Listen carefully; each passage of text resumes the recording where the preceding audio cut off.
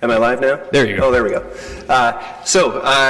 Two of the follow-ups that we have from this morning I have answers for. One was, could Centre in the Square use the revolving energy fund? And essentially it's who pays the bills. Centre in the Square pays the utility bills. So if they were to see savings in that area, by default it would stay with them. So that's item number one. And one of the other questions is in relation to stormwater management, their investment in SAP. It was higher. I've given Councillor Singh a schedule that shows basically they did not pay anything for 3 years. They have now, they were planning to pay more for 4 years and then drop down to their normal investment items. So we would knock those off our follow-up list, but we're continuing to keep other things as we go through. Very good. Okay, just a reminder to committee, we're on pages 148 to 152. Any questions on those? Councillor Gazzola. Starting on page, it deals with C77, the Kent Ave culvert, and that's on page C148. You talk about this being a recent legislated inspection, and yet you're not dealing with it until 2028. So how tough is this legislation here that you don't really have to deal with it? Mr. Allen. So through the chair, we do bridge inspections. They're legislated every 2 years. And from those inspections, we build a program or a list of bridges that need rehabilitation over the next 10 years. Kent Avenue was a new addition based on the inspections that we had done last round. Okay, but the point is we're not breaking any legislation at this point. I don't understand if it's legislation, it means something has to be done and done fairly quickly, but that's not the case here. Through you, Chair, we're in full compliance with the legislation, doing the inspections, and now is the work program that stems from those inspections. But it's in such condition that it doesn't have to be done until 2028. Maybe it can be done in 2030. Through the Chair, through these inspections, we do get a recommended timeline for completing these repairs. The report, I believe, said within the next 10 years, so which is why we placed it at the end of the capital forecast. We could have placed it in the middle, but seeing that there was no huge rush, we put it at the end. Okay, and who does that report? It's done through a consultant. Yeah. Okay, my main concern when I first read this is if it's legislation, if you don't follow legislation, you get penalties. So that's not the case. No. You've seen it, and you know that you can go to 2028. Maybe you could go to 2030, but that's another issue. Okay. On C78 and dealing with C151, there's a large increase that's been added to do with Upper Hidden Valley. An $8 million in DC funding was added, and it's where is it included? It's way down the line, if I'm not wrong. Yeah, it's down in 2028. Why? What's happened all of a sudden that we're adding this $8 million? Just through the chair, I'm going to have to wait for Mr. Gross to get back to answer that question. If it's about Upper Hidden Valley, I'm not familiar with that. Well, it really isn't the issue of where it is, or it's we're actually allocating this DC funding back in 2028. So it's not an urgent issue. Is it something that we had in our DC bylaw that triggers it to be all of a sudden added now? Mr. Haggie first. Through the chair, it was identified as part of our 2014 DC bylaw, and all the timing and dollar amounts for all the DC items are going to be revisited through the 2019 update. Okay, but for this year's sake, you've figured you could just throw it in there because it was indicated that it has to be done. I'm just curious as to why all of a sudden it pops up. Yeah, so it was in the bylaw, and now you go out far enough, there's room to add it. Okay? Can you explain what's happening on C-151, the Queens Boulevard Sanitary Sewer? What is happening there that we have to add close to $250,000?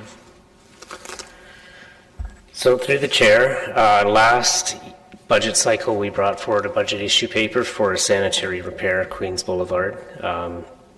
So at that time, we had not done any preliminary work to design it and determine what the true costs were. So we estimated the cost. It had some variance in it, but as we get through the design, we do see that there's some more work that needs to be required. So we have had to adjust the 2019 budget for that. Yeah. What if we didn't have funding? Do we have any choice?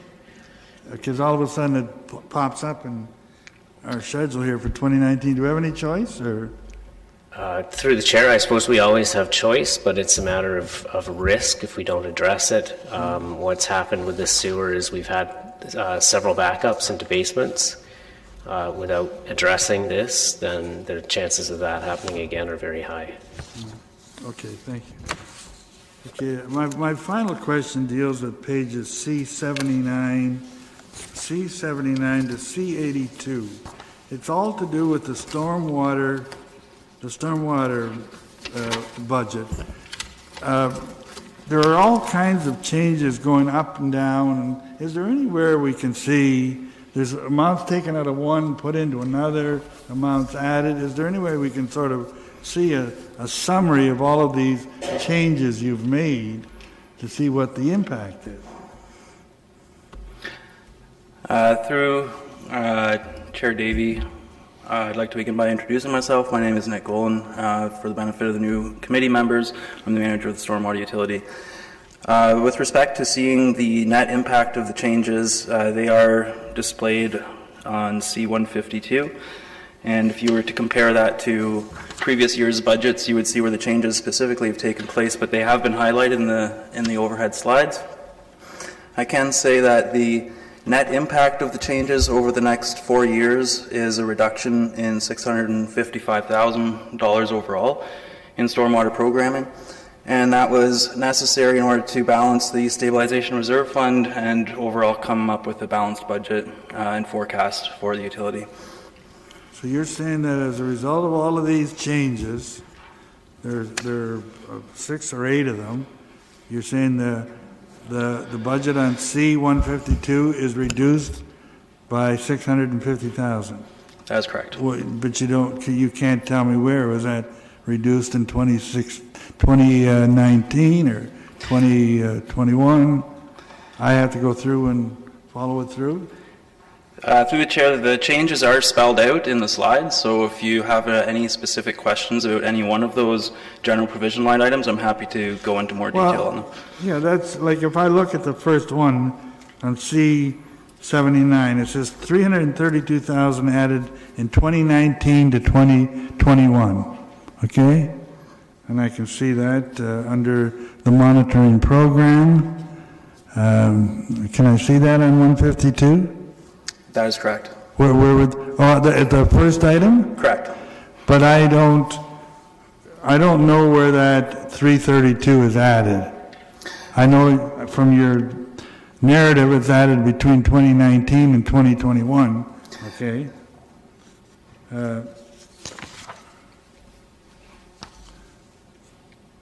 You see, if I look at C81, it says we've added $1.6 million for the sediment management program. I have to go through and here. That's about the 4th from the bottom. So it's in there. It's in there somewhere. Was the sediment management program last year? Was it only $4 million? Mr. Eamon, do you want to add? Through the chair, maybe it would be helpful for staff to just report back with a quick summary of the changes to highlight that in an Excel spreadsheet. That's Councillor what I Gordon. was hoping you would do, yeah. You can just see, you can follow it through, something comes out of here, it goes into there. That's, yeah. Might It save us makes some it time. a little easier to understand. Okay, that's, I do, before I leave it though, we're increasing this sediment management program by a lot of dollars. Well, what is causing that? And, you know, is that, Mr. Golan? Yeah, through the chair, there's ongoing maintenance requirements with all stormwater infrastructure, particularly ponds and oil grit separator units. And that's what the sediment management program is really designed to address. For example, in the next couple of months, we will be maintaining the Victoria Park Lake forebay by removing sediment from that area. It's been about 8 years since we reconstructed Victoria Park Lake and added a forebay to reduce the amount of sediment loading to the rest of the bodies, so that ultimately reduces our costs and maintenance for that. So we have about 150 ponds in the city, and they all have a defined maintenance cycle for removing sediment. so this is totally to do with ponds, it's not to do with with our streets, and that more sediments going down the drains, and then you're having to deal with it? No, through the chair, the sediment management program is specifically for ponds and oil grit separator units. Okay. It would be nice when we have an expenditure of almost $2 million to have a little more detail. It's something that we're adding to our budget. It would be nice to have a little more detail on what it is. To me, $2 million is a lot of money. To me too. Councillor Marsh. Thank you, Chair Davey. I just have a question about the market incentive program referenced on C81 and C152. Is this the stormwater credit? Or what is that? No, through the chair, the market incentive program was identified in the Integrated Stormwater Management Master Plan that was approved in 2016. Those dollars were established in the capital forecast starting in 2020 in order to look at possible enhancements to the existing credit program that we have for all residential and all ratepayers, essentially. We will be spending time in 2019 working closely with our corporate sustainability office to better define what those programs look like. So that funding is there to begin in 2020 to be made available through the programs that are designed. Okay, so it's the future iteration of the current stormwater credit that we offer? Yeah, through the Sort of? chair, it's in addition to the current credit program that we have. So we aren't ending the current, there's no plans to currently end what we have. Okay. It's in addition to that. So do we have a line item then for the current stormwater credit? Yes, through the chair, it's in your operating budget Okay. under the summary for the stormwater utility. Okay, that's fine. And so just for future, especially in a new council year, it would be great to make sure that we limit the number of, just a note to staff, the number of acronyms, you know, like SPS and, SWM, which I think might make it more clear for anybody who's new to it reading. Thank you. And last, Councillor Singh. Yeah, thank you, Mr. Chair. And there's a lot of work, good work too, that's being done through the stormwater management utility. And it's over the last 8 years, it's grown significantly in size and scope. And Nick, if you, or for the benefit of all the committee members, if you look at page 152 on the total section, so in 10 years, we're looking at just money's coming from the stormwater utility upwards to 70 plus million, because some of it comes from DC as well. Even though it's 81 million total, I think the stormwater component is close to 70 million or so. That's a lot of money's being spent, and much of that is going towards rehabilitation, retrofits, and the construction of new ponds. And the impetus of this utility was because we were in a significant deficit in stormwater management infrastructure, and I think that's an issue that a lot of municipalities across the province were having to deal with. We were on the forefront, and that's how we incorporated the credit program too. But at what point would we get where, there's only so much infrastructure that we have with ponds that we're not going to be building more, and the utility will continue to grow in size, that we will start seeing some reduction in the amount of investment that's being put in? Through the chair, the best comment I can provide on that at this stage is that the work that is identified in the capital forecast that's shown has been vetted through the Stormwater Master Plan and has been put through a rigorous set of criteria to prioritize it. And in addition to that, there is a significant unfunded portion of work beyond the capital forecast in front of you today, which was identified also through the master plan to the tune of about $45 million in undersized storm sewers in roads. And that is something that will be further refined and prioritized over the next couple of budget cycles. We are currently undertaking a detailed modeling exercise, which we received some federal funding to support, which will be completed in March of 2020, which will give us a very clear picture of how our overall network functions, including our overland flooding, our storm sewers, and our water courses throughout the city. Because this aspect of infrastructure is so well funded through the utility now, in comparison to some others that haven't even undertaken, I think Cambridge maybe as an example, are they able to leverage more monies from other orders of government because of the incapacity as opposed to us? Through the chair, my response to that would be that typically funding programs that are made available do require some sort of a cost-sharing agreement. Most recently, the Disaster Mitigation and Adaptation Fund, which we've applied to, requires that municipalities pay 60% of the cost of any identified works. So you sort of, in that context, you need to have money to be able to reduce the overall cost to the municipality. So my final question, we do an ongoing review of the utility, and you guys come forward with the performance of what's happening and the future works that are outlined. Would the future reports also include a comparison of where the city of Kitchener stands amongst its peers, how far ahead, and I think we are probably ahead than most, so that our residents, who are the payers, can realize what they're paying for, what the benefits, and how far we've come along? Yeah, through the chair, I think it's something that we could do to highlight where we are at. It would be very potentially challenging to get all that information from other municipalities, but it's something that we could take back and look at further. Perhaps in consideration, depending on the amount of work that would be required. Because it is helpful, because again, to my earlier point, this utility has gone significantly in size, and the monies that it's extracting from the ratepayers, and seeing exactly the overall, rather than just seeing project by project, the overall benefits that are coming to the community as opposed to what others are not doing, would be helpful for us to continue to justify that growing cost on their bill. Thank you. Okay. Councillor Gazzola? Yeah, I'm sorry, I just have one other comment. It goes back to a previous council meeting where we've applied for a large grant, right, that affects your area here, and we've been awarded the grant, or we're in a short list or something. Through the chair, I'm happy to provide an update. We submitted our final application this past Friday. The total value of the identified 10-year project is $135 million. There are approximately 95 individual capital projects within that bundled application.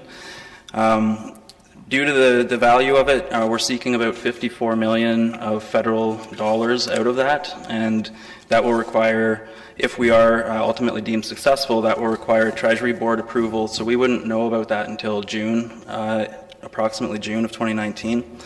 So there's really no impact to the 2019 budget.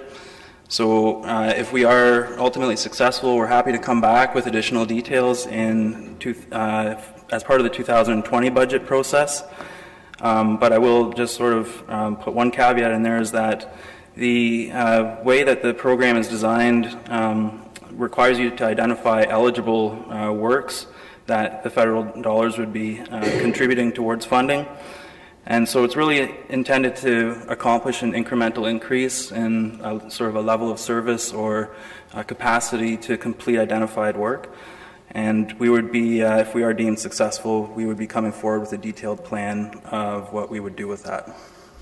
So that's very, very good answer. You said we're maybe hoping to get something like $50 million, and we have a thing here in front of us for 10 years that has $81 million. $50 million is a big chunk of $80 million. That's fine. I don't expect you to know that now. Just one final question. What's your professional opinion as to how successful we might be in this Through the request? chair, I'm cautiously optimistic, but I wouldn't want to speculate. It's ultimately going to be a decision that I don't make. I don't want you to speculate, and I don't want you to be put out on a limb, okay? But if you were to be asked, would you give a figure? A real conservative figure that gives you lots of room for... I would, if you're putting me on the spot, I would say it's, and I will say conservatively, it's 50-50. Okay, I don't want to put you on the spot. Mr. Weedman, do you want to maybe bail him out of that question too, perhaps?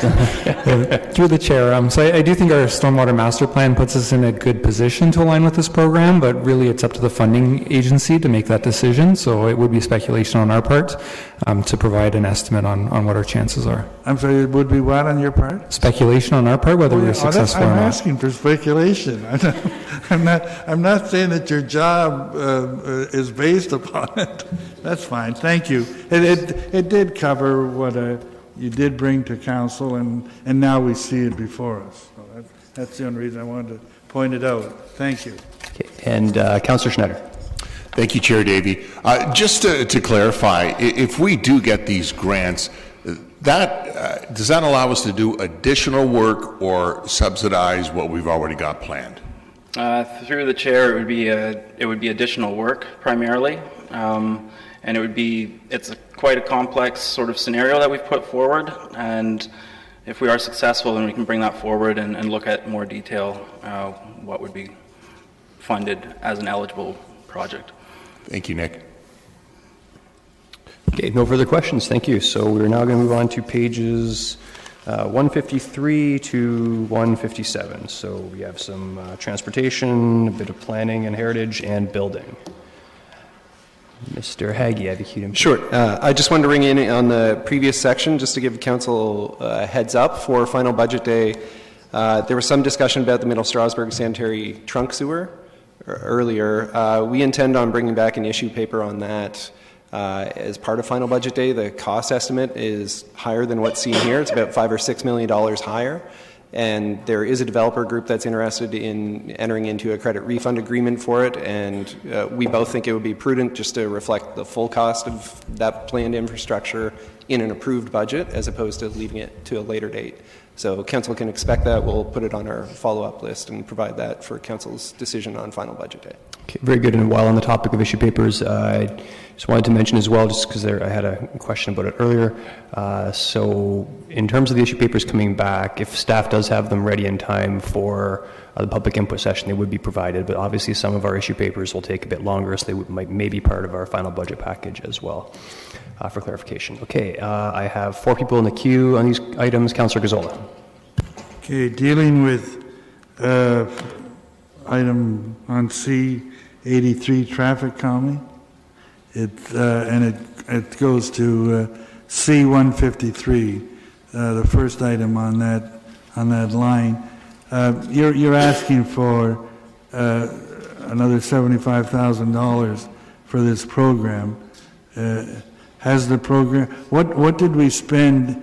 We started it in 2018. What did we spend in 2018? Through you, Mr. Chair, we spent approximately, I would say close to, doing the math in my head, bear with me, roughly $50,000 on this program in 2018. Okay, and you did a lot of work with that, and now you're asking for another half of that for the next 3 years, which is fine. The one question I want to ask you, though, in that traffic calming account, there's still $158,000 left. Why couldn't you take that 75 out of the 158? Through you, Mr. Chair, two separate accounts. One is the small-scale traffic calming. The other that you're referring to is the formal traffic calming account.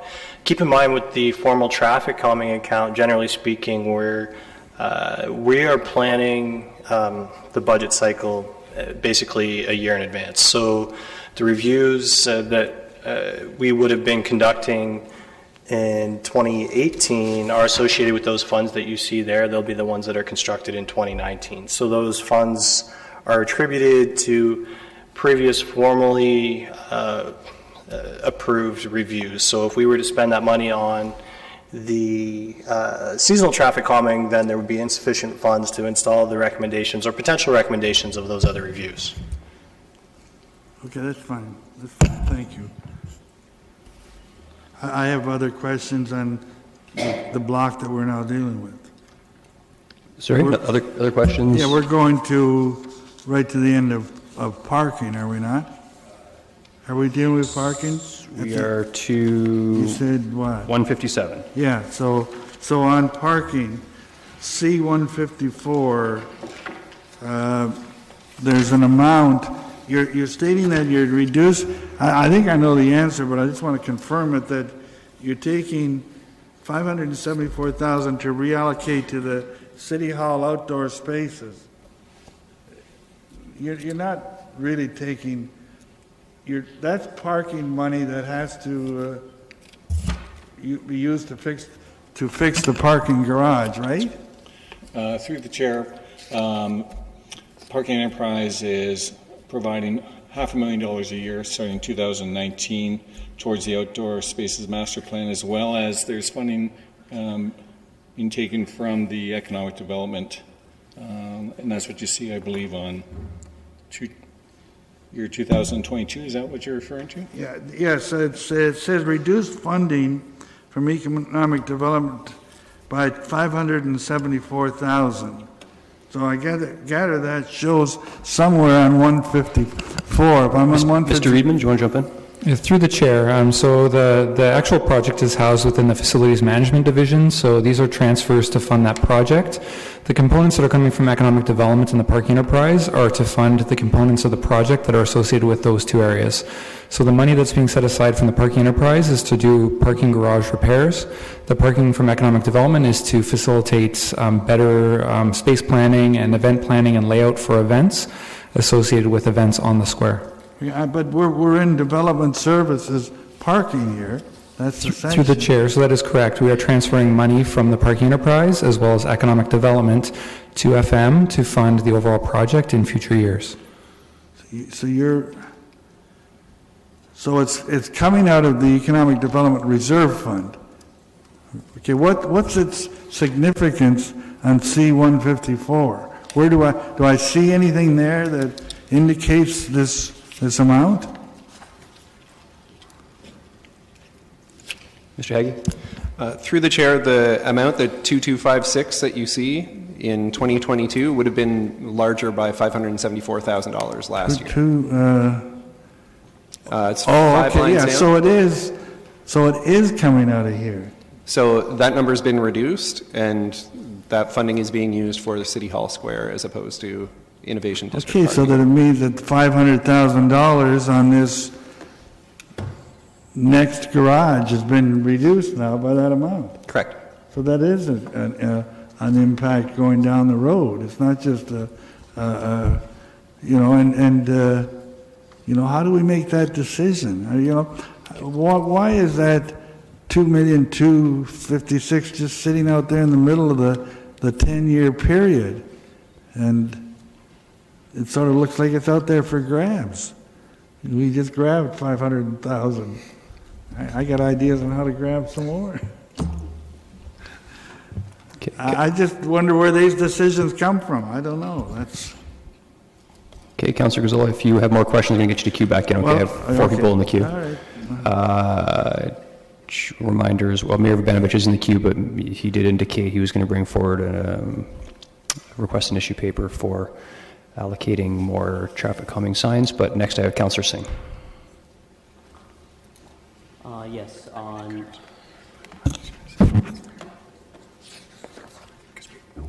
sorry, one second.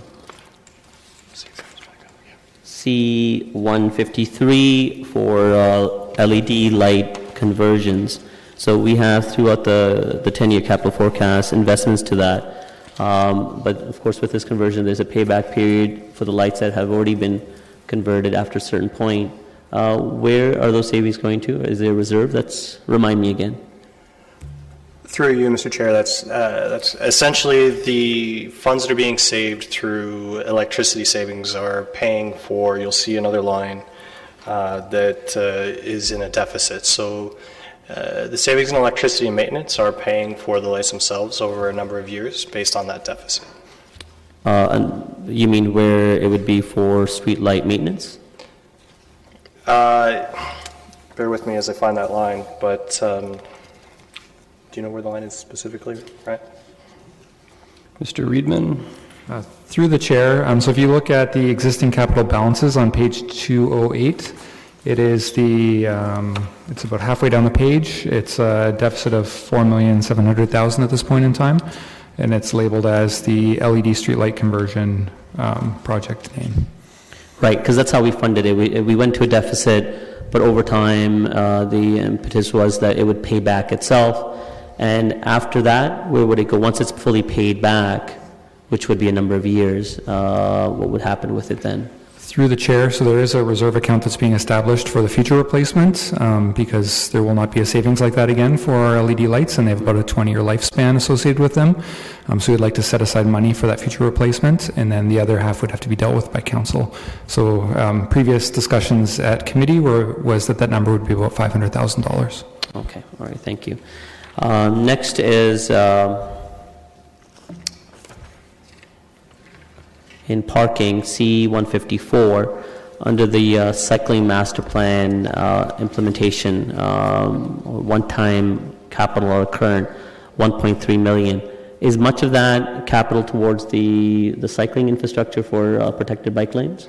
Through you, Mr. Chair, yes, that's correct. You'll see the budget issue paper within your package that references approximately $1 million for those separated facilities, and that's really what that line is associated to.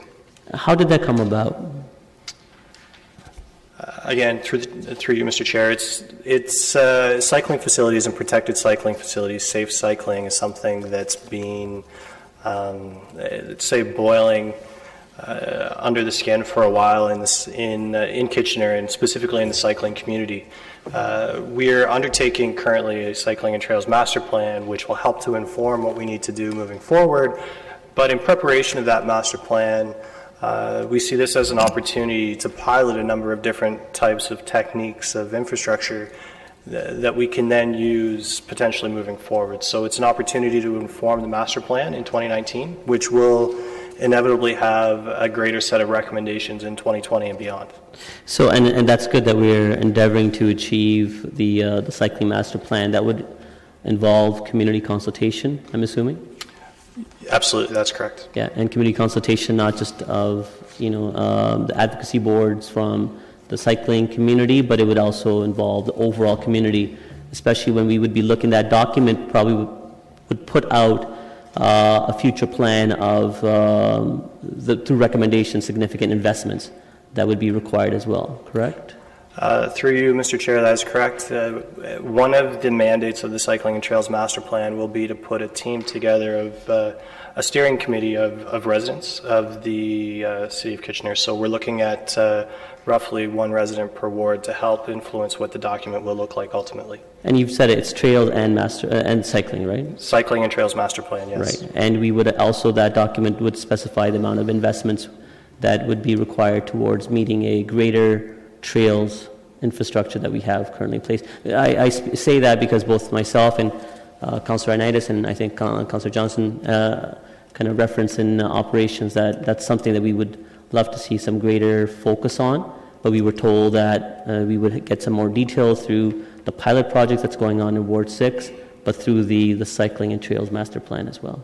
Through you, Mr. Chair, yes, that's absolutely correct. What you will see in beginning in the 2020 budget cycle is a more informed ask from a cycling infrastructure perspective that is predicated by the information that we gather through the Cycling and Trails Master Plan. 2019, you said completion, right? The 2020 the master plan will be conducted in 2019. Information regarding the economics of that master plan will funnel through the 2020 budget cycle and the budget cycles thereafter.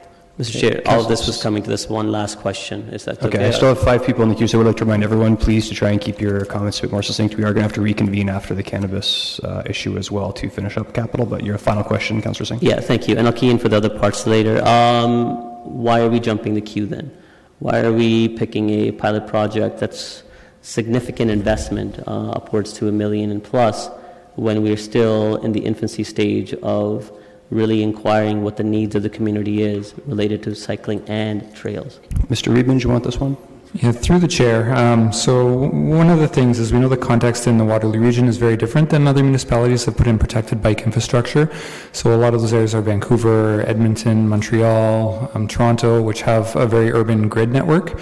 We have a much different context here, so part of the goal of advancing some pilot projects through this work is to really test it out and see the actual cost for operation and installation, how well they function before we invest a lot of time and effort and potentially money into a cycling and trails master plan.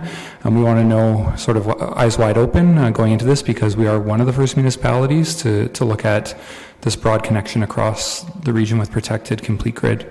Mr. Chair, I'll have more questions and comments when we come to that issue paper then. Very good. The issue paper is now CAP 03. Councillor Singh, we're talking about it now. Well, just if you could cue back in. Yeah, that'd be great. Councillor Galway-Seelock, and for reference for members of committee, the issue paper is on page C183. Councillor Galway-Seelock, when you're ready.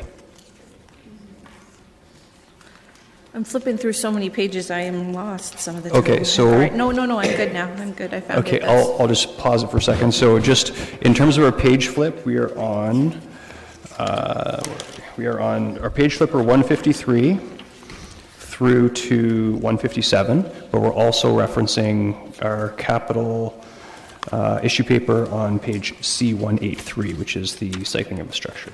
Right, and we're not doing the other issue paper yet, right? We're going in sequence. So if there's one before that you missed, then you go ahead and ask the question. And Sorry? If it's a previous issue paper, capital 2. Okay, then we'll get to it. Yeah. Coming. So my question is with regards to traffic calming, and not the small scale traffic calming, but the large scale traffic calming, I guess. And how many of these do we typically do a year? Through you, Mr. Chair, traditionally we conduct 3 reviews a year. What you will see coming forward in a paper for the 2019 infill for the 2019 priority will be an ask to go from 3 reviews to 2, with a larger focus on resident-led traffic calming, the small-scale traffic calming, as well as the installation of PXOs, pedestrian crossovers. Sorry, when is that coming forward? That will come forward as part of the 2019 traffic calming priority report. Okay.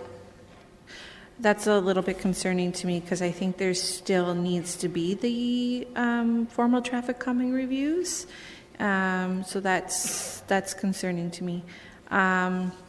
Because I was actually wanting to go back to doing more, because we have, in the last 5 years or so, we've implemented different forms of formal traffic calming. And while I think the small-scale traffic calming is good for certain streets, I don't think it's blanketed across the board. I know one street that I was on that had one of the delineators on it.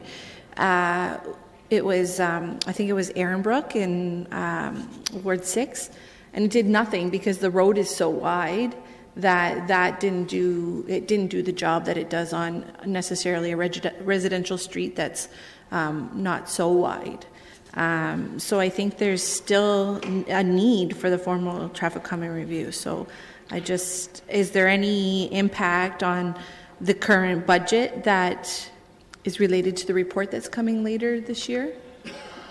Through you, Mr. Chair, no, and I would suggest that the debate that we could have regarding 3 reviews versus 2 could be had at that time. Or 4 versus 3. Or 4 versus 3.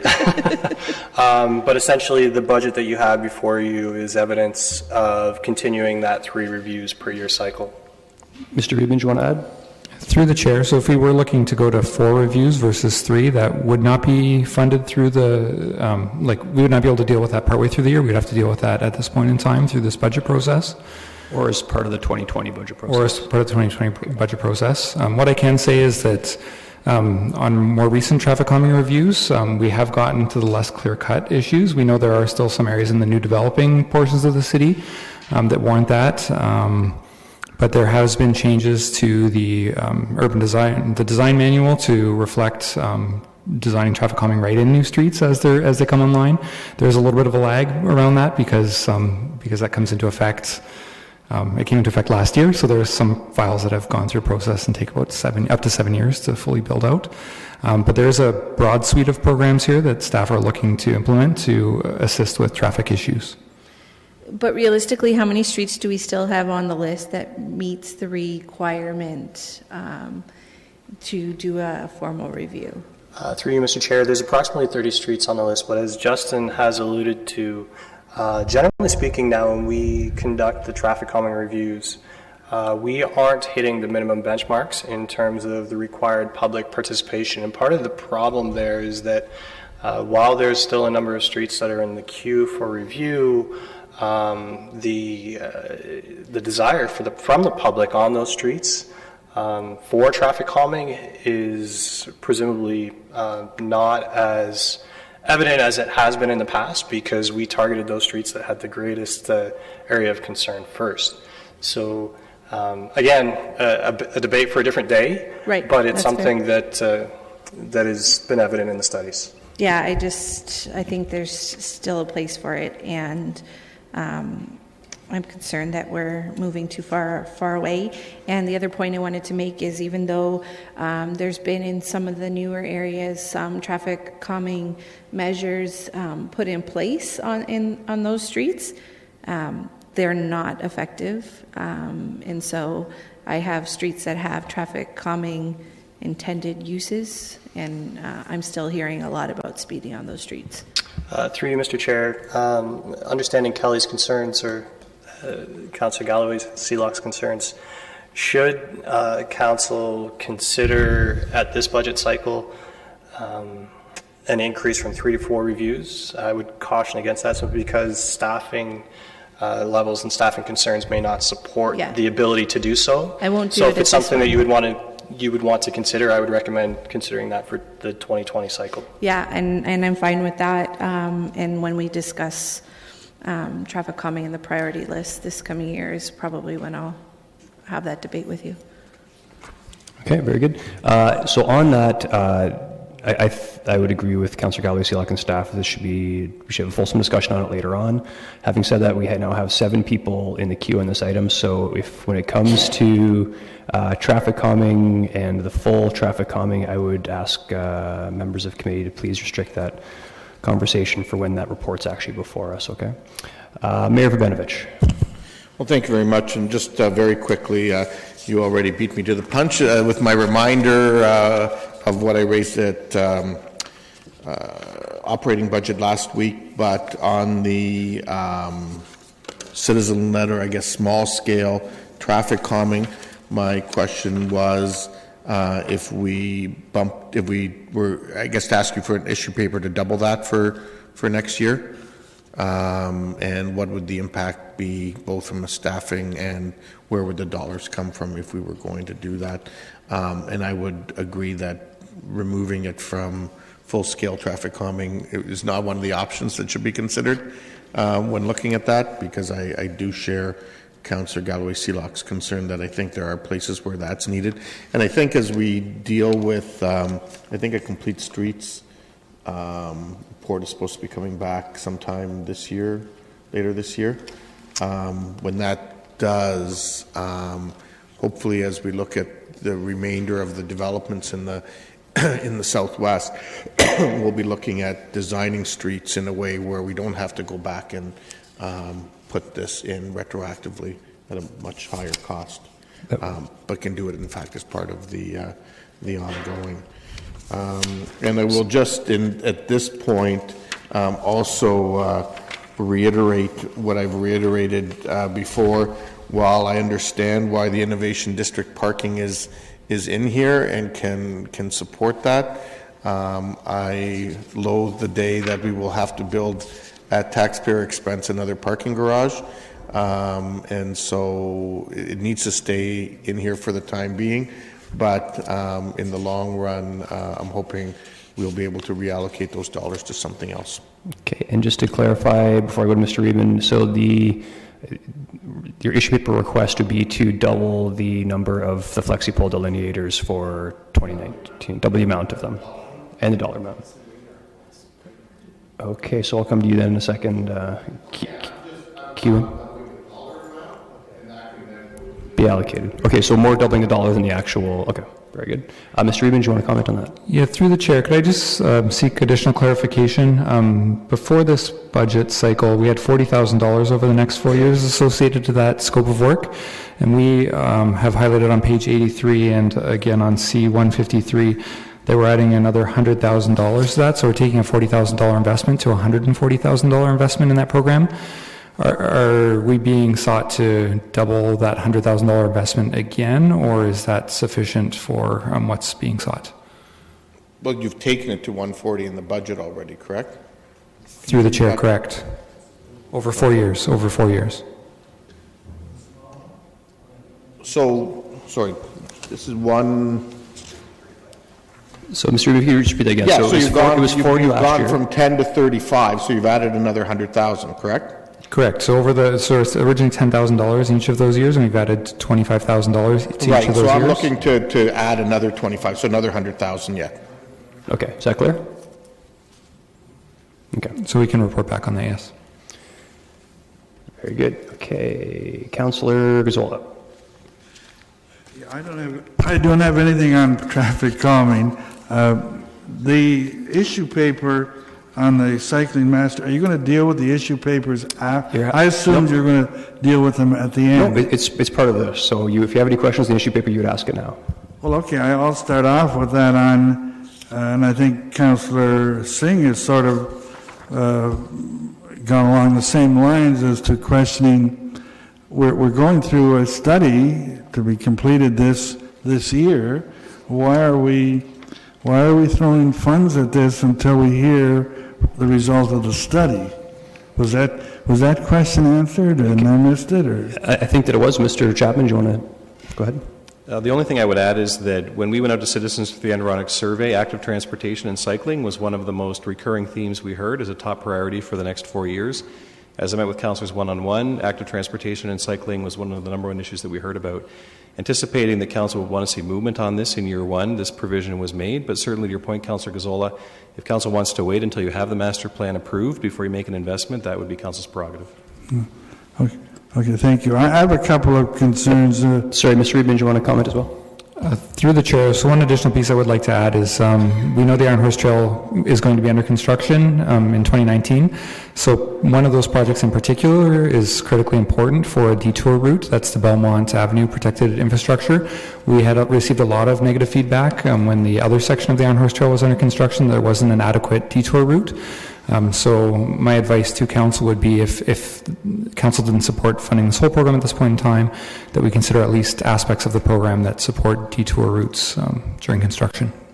Yeah, quite frankly, I don't have a problem with that. We have four programs here, and I thought perhaps we should start with fewer programs. So I don't have a concern with that. On the Dutch roundabout, that's on Fisher-Hallman Road, is that right? Through you, Mr. Chair, no. It's at the intersection of Huron and Strasbourg Road. There's an existing roundabout there now. The intent really is just to modify that roundabout to make it safer for cycling. It's on Huron Road. Huron Road it's on a local road. Well, Huron Road and Strasbourg Road are both municipal roadways. There is no regional ownership so they're not regional roads. I just wanted to know why, if it was a regional road, why we're not asking them to help us with it. That's fine.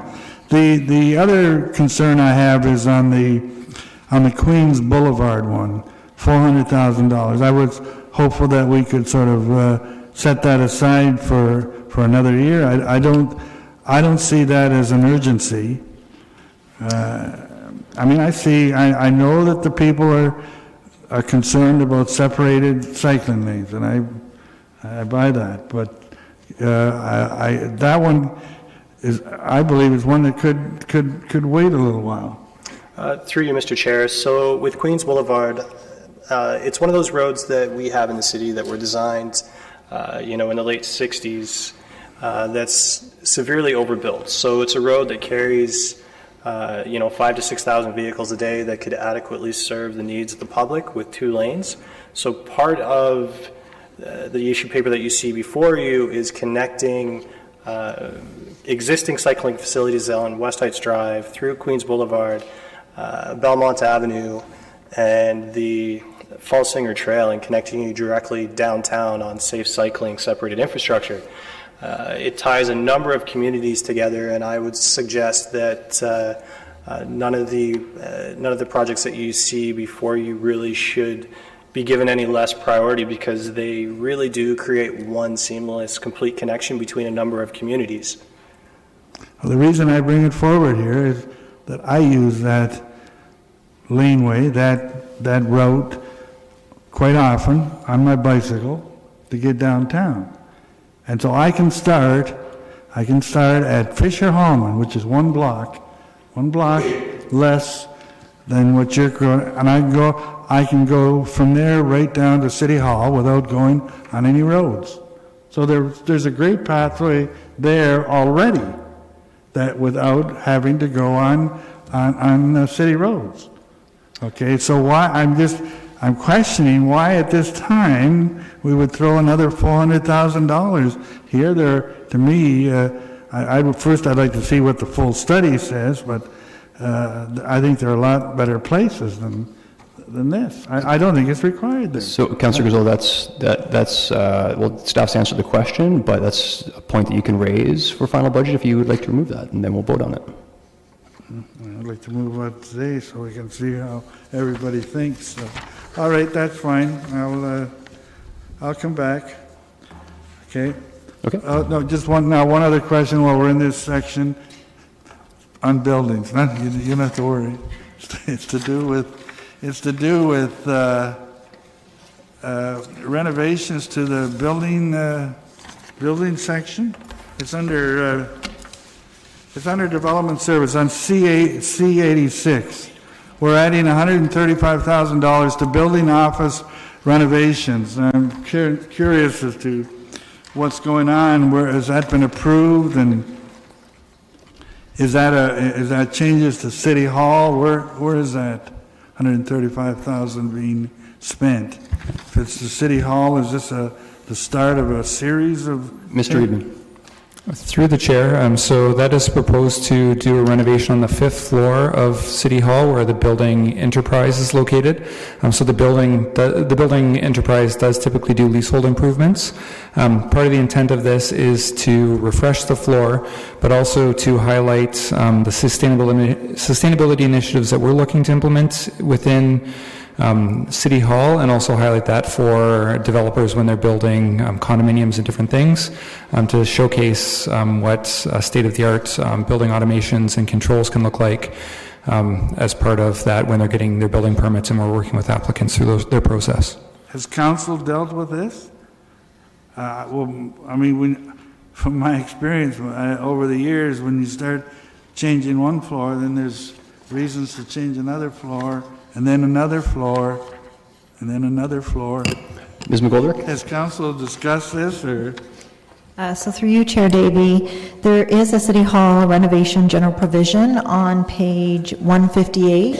And so as needs are required in terms of building renovations, funding is applied through that general provision. And this is really the building department allocating their enterprise share to the 5th floor renovations. No, I know you have the funding there. That's one of the reasons I get upset with the excess funding we have in all our accounts, because when an issue comes up, hey, there's funding there, let's go ahead and do it. But council never gets involved with it. The money's there, so we go ahead and do it. So I don't, to me, that's not a good reason to do it, just because there's happens to be unspent dollars there. Councillor Gazzola, that's not what staff said. Staff didn't say the only reason they're doing it is because there's unspent dollars, No, to be I fair. didn't, I'll take that back, okay? But that's what it appears like. But I guess my question is, shouldn't council be involved in these decisions, or are they outside the purview of council? Okay, Councillor Gazzola, you finished? No, I'm done. Okay, thank you. Councillor Johnson. Yes, thank you. Through the chair, I wanted to reiterate quickly what Councillor Galloway-Seelock was talking about with regards to traffic calming. I think as we went door to door in the election Thank you, I'm sorry. As we went door to door in the election in the fall, that we all heard a lot about traffic and the need to ensure that we have more traffic calming projects going on, and I think that was probably the number one issue. So I'll just back Kelly up on that as well. Councillor Singh was talking about our trails. And I think what he was getting at as well is that while it's great to look at putting in new infrastructure, which I support, but people want us to adequately look after what we currently have as well, and that includes winter maintenance of those trails. People are asking about that all the time. To perhaps look at paving of trails so that they can be maintained in the wintertime, that people want to be able to connect our trails to our schools, etc. They want to. We talk about active transportation, but when things are shut down in the wintertime, then that is taking away that ability to do that. Ms. McGoldrick, do you want to comment? Sure, through Chair Davey. So the Cycling and Trails Master Plan, in which Parks and Cemeteries is a partner on in the delivery of that, will include a minimum grid in terms of year-round maintenance. In addition to that study, we are looking at those specific pilots, one around the winter sidewalk maintenance and the second around year-round maintenance in school zones. And so all of that is very complementary to the overall Cycling and Trails Master Plan, and Council will have an opportunity to review that work in later this year. Thank you. Through you, Mr. Chair, I would just like to add, when it comes to the dichotomy of trails versus on-road cycling facilities, one thing to keep in mind in terms of active transportation and really creating a fundamental shift between how we get around today versus getting around in a more sustainable manner comes down to convenience. So while trails are great, typically they're great more so from a recreational perspective. They don't provide that straight line connection as well as most of our roadways do. And when it comes to, again, creating that fundamental shift from getting someone out of their car and onto a bicycle and choosing their route to work as an example, we really need to focus on convenience and straight line connections. Thank you. There are 6 people in the queue, so as soon as we finish this item, we will get into the next issue. Councillor Chapman. Yeah, I wanted to speak to the Cycling Master Plan, and it's good to see that it's growing, the trails and the cycling lanes.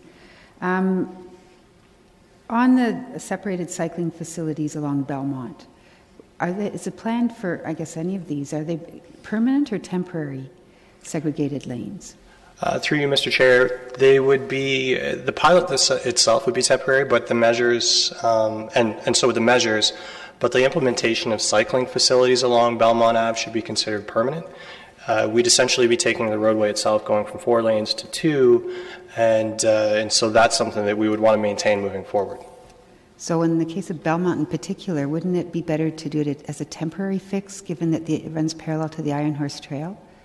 Again, the measures themselves will be temporary. The reduction of 4 lanes to 2 is something that we'll review through the process, but if everything goes the way we expect it to, then we would continue that. Mr. Reedman, to add?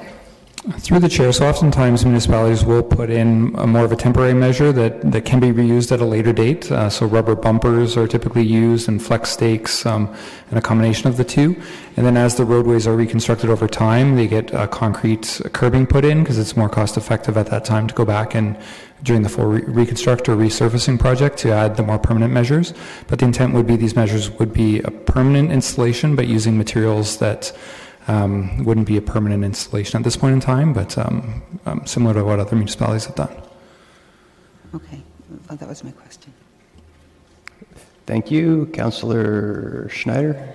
Thank you, Chair Davey. I do love our traffic studies, and I do want to thank Barry and his staff because I've had the benefit of having done in my ward. But just for the information of the new councillors, it is very time and staff intensive. There are, you've got the first meeting where you're informing the residents, gathering information and input. The next meeting is coming back with the first design, and then after that, there's a final design meeting. I have seen some good results and some pretty quick wins with the vertical delineators, and I would like to see more of those being able to be installed. And for the new councillors too, you will get to meet with traffic staff and give input on where you would like to see those, where the problem areas are in your ward. And it does give the residents a very quick response to the need to calm speed on the street. The one thing I do, and it's kind of touching on what the mayor said, I think we could save money early on and down the road if in the design of a new subdivision or a new development that we do some traffic calming. And I don't want to put you on the spot, but Mr. Cronkite, but I've seen from your work with the traffic calming meetings that you can pretty well eyeball something and have a pretty good idea that, the street should be narrowed in this area. Maybe there should be a raised crosswalk near a trail crossing.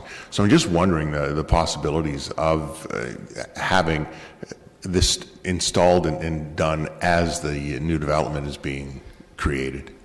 Through you, Mr. Chair, absolutely. As Mr. Riedman had alluded to earlier, there is a policy currently in place, and we are working with developers to make sure that does occur.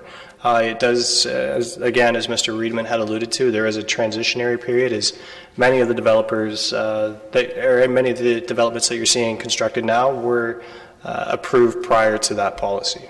Okay, thank you. Thank you. Councillor Marsh. Thank you. I just want to make a note about the cycling infrastructure issue paper. We do already have a lot of data. It's not like we have to wait for the Cycling and Trails Master Plan to be completed to know that the locations for these improvements are already needed. We already have the cycling master plan from 2010 with the recommendations that have not fully been implemented. We have the trails master plan as well.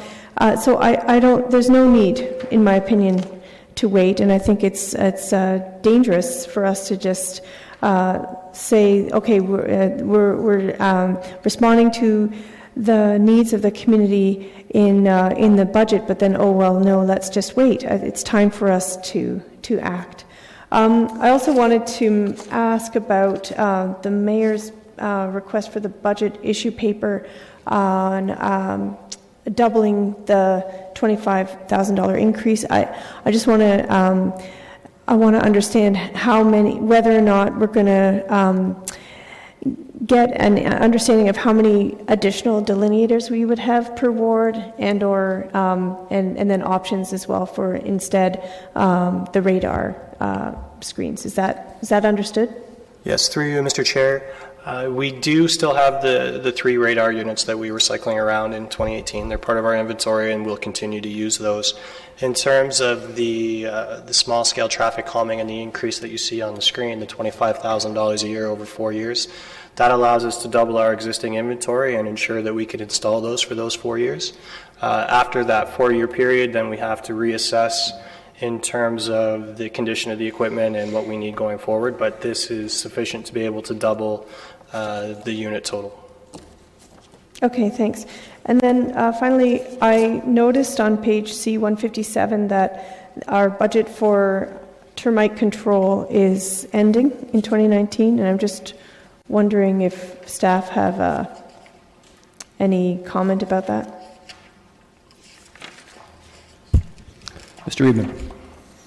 Through the chair, so this was a program that was set for a defined amount of time, and we were working with the property owners to transition the ongoing efforts to them after the pilot project was completed. Okay, and do we continue to have a termite problem in the city? Through the chair, so I will have to get back to council on that. I will need to speak with Mr. Sealing to understand what the scope of the challenge is at this point in time. Okay, because I myself have never heard from residents in the ward I represent about a problem with termites. I know that that's not the case for maybe other councillors, but we have other forms of pests that seem to be a problem and a growing concern. So I'd like to just make a note of that perhaps we'll have a need for additional funds to deal with other pests in the future. Thank you. Councillor Ioannidis. Thank you, Chair Davey. Yeah, I agree. There is a lot of pests that we need to take care of. And I'm not...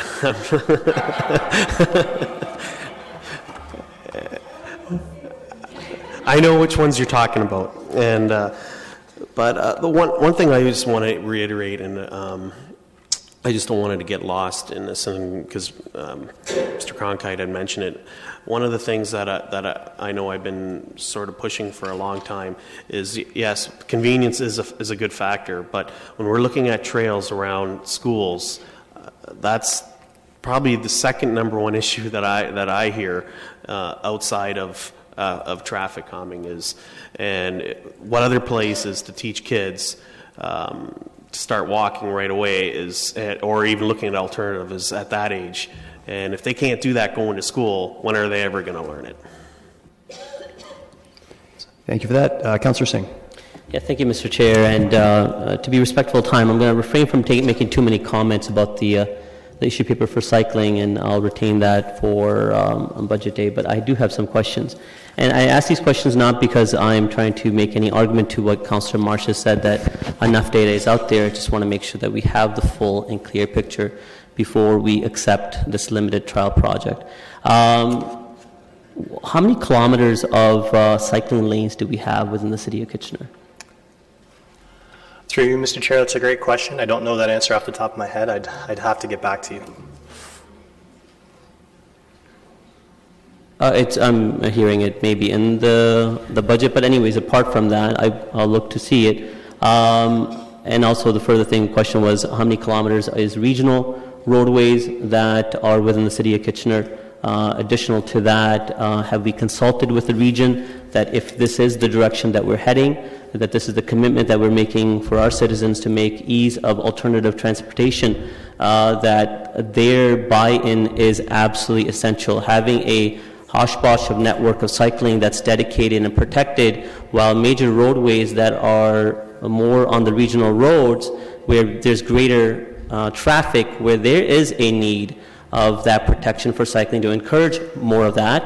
And if they're not going to do it, well, it's great that we're doing it, but we are not achieving the full intent, and we would be moving forward with cost without getting the full benefit of it. So I would love to, if you can comment on that now. I think Ms. McGoldrick would like to comment first.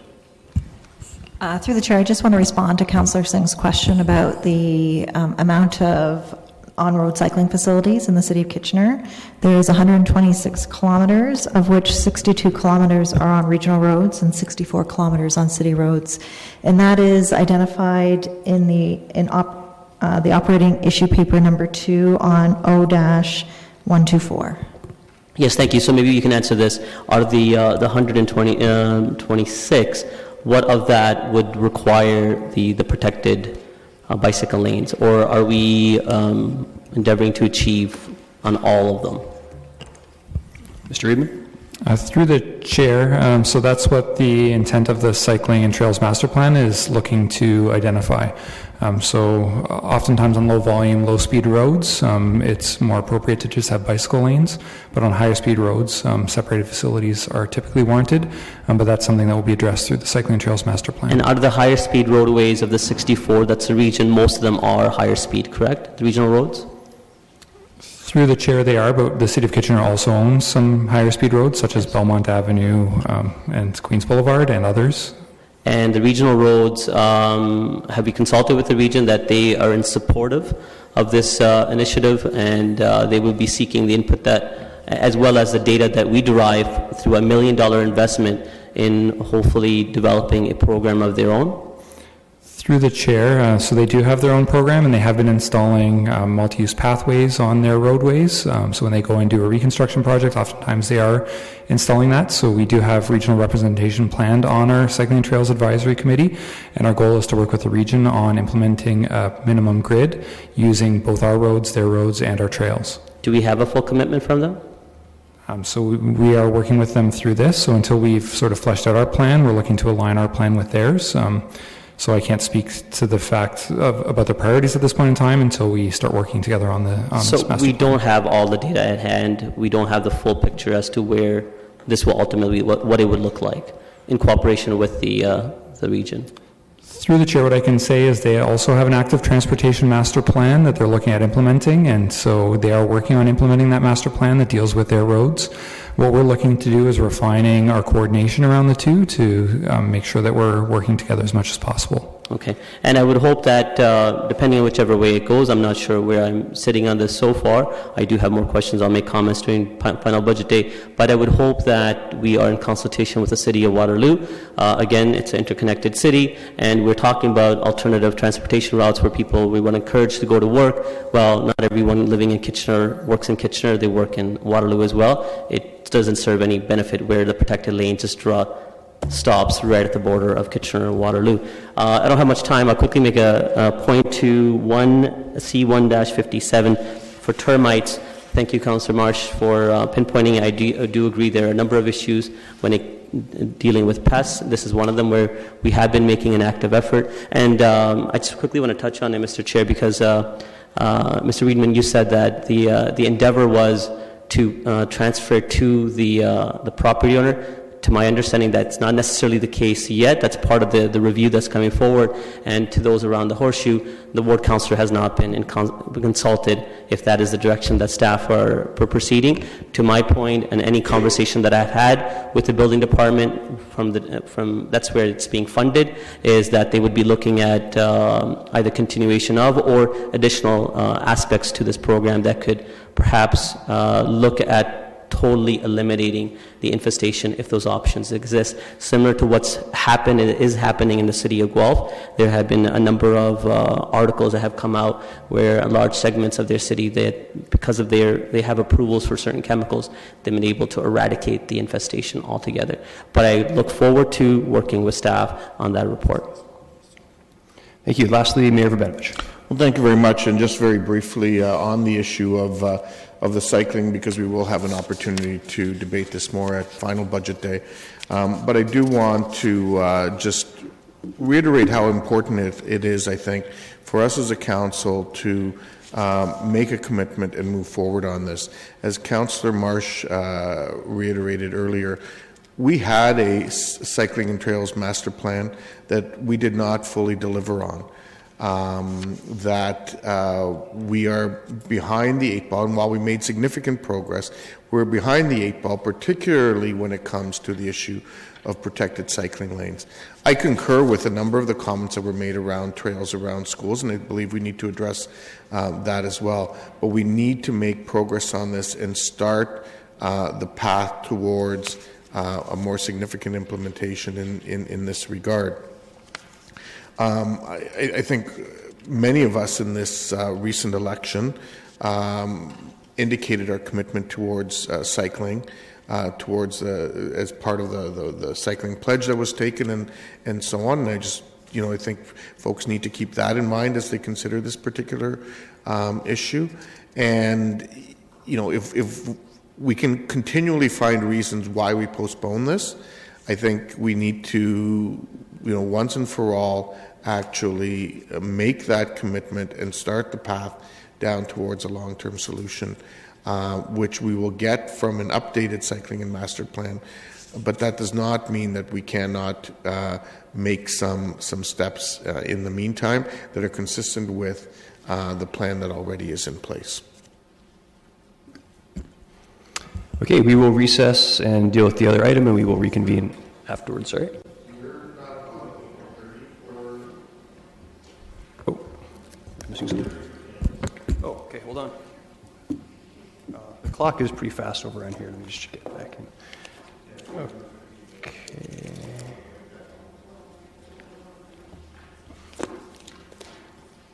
Find my spot again, sorry.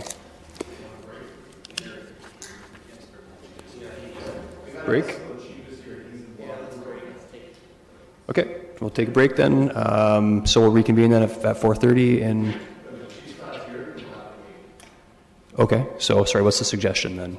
To continue for a few minutes and then break, or? Okay. Okay, have a seat, guys, sorry. Yeah. Okay, so here on, where did we break this up here now? So FM and Fleet, so pages 158 to 161. Oh, City Hall outdoor spaces, yeah, okay, so let's skip 160, let's do to 159. Councillor Galloway-Seelock. Sorry, I was going under the assumption we were doing all facilities. But while we're talking about facilities, the thing under my feet here is moving. So I'll try not to kick it, or it will fall. Don't kick it. Just don't kick it. Yeah. So we're not dealing with the City Hall outdoor spaces? We will, yeah, we'll not do 160. We will stop at 159 for now so we can be done in time. So any question on any of the items prior? But it's on 159. Oh, it does start 159. Yeah, okay, so got to make this complicated, don't we? I'm not trying to. Yeah, so let's just stop at the KOF maintenance. You want to draw a line in your page, and I'll try and remember that when we come back. I don't have any questions on that. I have questions on the City Hall outdoor spaces. Yeah, I imagine many will at that point. Councillor Gazzola. Can I ask a question about on the other side of 159? It's all part of that. Yeah, please, it's all no, part of the general. I'm not going to. I want it to be clear to everyone. So no, just up to that KOF maintenance line on 159 only. Mm-hmm. The opposite of 159 is 160, so we're not going there just yet. So. I am actually not seeing any questions, but having said that, I don't think 13 minutes is enough time to get into the City Hall outdoor spaces, so we will take recess and reconvene at 4:30 or whenever the chief gets here, I suppose, okay? Thank you. Oh, 1 second here, hold, yeah. Oh, sorry, you just queued in there. Apologies. Councillor Michaud. Thank you. On C159 under Homer Watson House Maintenance, I just would like some clarification on what that is for. I know maintenance is kind of obvious, but when I was doing the campaign, there was some concern from the Homer Watson House that they have got have to do some accessibility changes into their building, and I'm just wondering if that is part of this. Does anybody? Who could speak to that?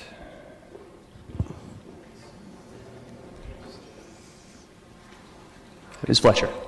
So through you, Chair Davey, yes, the City of Kitchener owns the building, so we work in partnership with the Homer Watson House staff and their board of directors, so there is a contribution from the City of Kitchener, and basically any landlord-related items would be something our staff team would take care of. So was there a request from the Homer Watson board or staff to get more funding for the accessibility changes they need to do? I don't have their work plan off the top of my head, but what I can do is get you some details. That would be great. Thanks so much. Okay, thank you. Thank you. Councillor Marsh. Thank you. It's nice to see you around the horseshoe again. Ms. Fletcher, even if temporarily. Just a quick question about KW Judo and Gymnastics Club. What does that $27,000 to $28,000 a year get us? So through you, Chair Davey, again, the city owns the building, and we work in partnership with the folks who are running the programs in the Gym Judo Club. If you'll recall, recently, the president of the Judo Club was here to talk about a mechanical system upgrade for the building, and there was a provision that council approved for that particular project, but we would help them with anything, again, related to landlord responsibilities for that building. Okay. And so, yeah, maybe a follow-up about what, it seems like it's a surprising number to me for an annual capital spend for one building, but I would just love to see the details. Okay, thank you. And Councillor Gazzola? No, I just wanted to mention on the judo club, I'm trying to find it, and but they came to us last year to put in air conditioning, which they are paying for. So that could be what's reflected here, but the funding was coming from them to pay for it. Okay. The council approved that last year. Okay, there is no one else in the queue then, so we're good? Okay, we will now recess until the next item.